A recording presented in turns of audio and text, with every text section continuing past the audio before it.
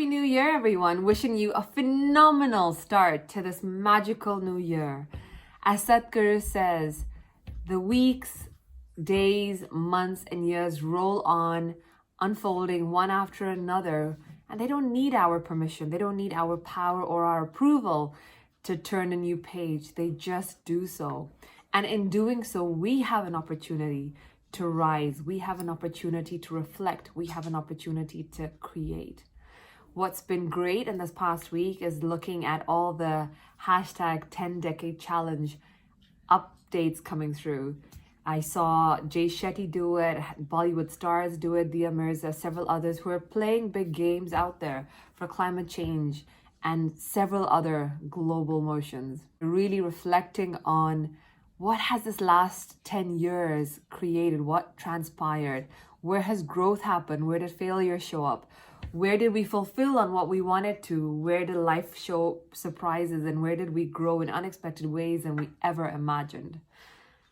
And while those reflections are great, what they need to be coupled with equally is creations. And as most people kick off a new year with resolutions, our invitation to you is to bring a different perspective this year, something my husband and I have done for the past 3 years. We wrap up the year 31st December doing completion exercise of the year that's just ending, and then a creation exercise of what is coming ahead in the year, in the 365 days we've been gifted with. And almost always, we don't have a roadmap. It's not set goals and a set structure, but we have the moral compass, the vision, the grand goals out there to fulfill and seek. And as each day unfolds, we get to pave the path for those big goals and the big visions to be fulfilled on. This year particularly, as I reflected on the past decade, what I got really present to was we've had a phenomenal decade. There's been travels, there's been growth, there's been heartache, there's been career transitions, there's been really connecting with my calling, there's been leadership growth, there's been making a difference to others' lives, there's been expansion in family, not just biological, but soul family out there, with meeting like-minded game changers who are causing a significant difference in their respective worlds, in their different ways. There's been an exponential growth of love. And yet I discovered and realized all of that was grounded in the I. The perspective that was driving so much of that was very much coming from an I-centric mindset. Not always, but most of the times. And this decade, what I want to take on and what I invite everybody to join in on is, instead of creating individual goals, what does a global goal look like? What does a global vision look like, where you get to disappear the I and rise into the we?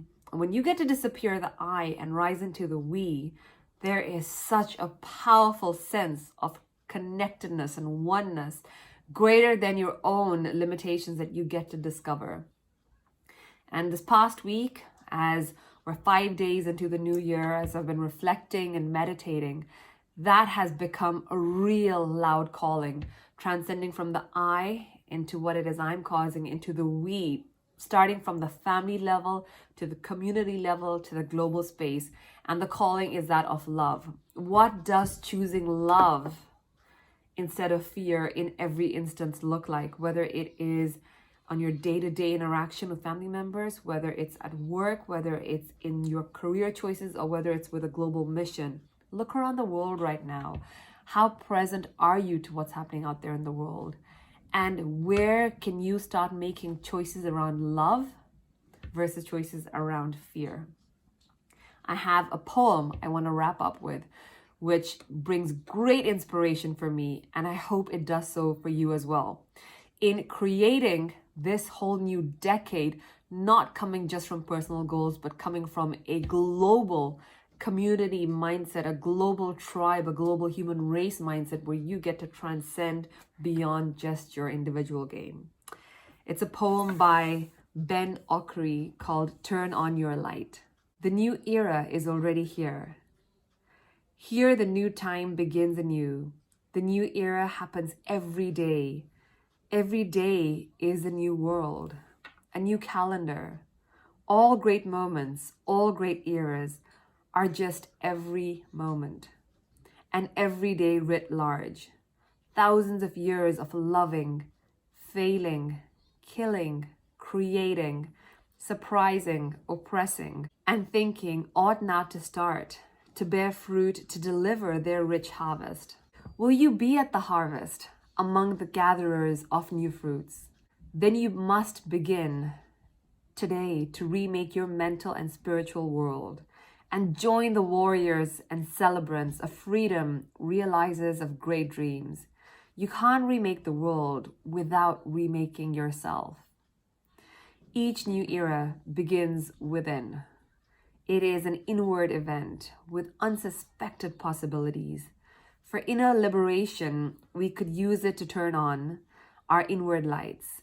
We could use it to use even the dark and negative things positively. We could use the new era to clean our eyes, to see the world differently, to see ourselves more clearly. Only free people can make a free world. Infect the world with your light. Help fulfill the golden prophecies. Press forward the human genius. Our future is greater than our past. Thank you. Happy watching and happy 2020.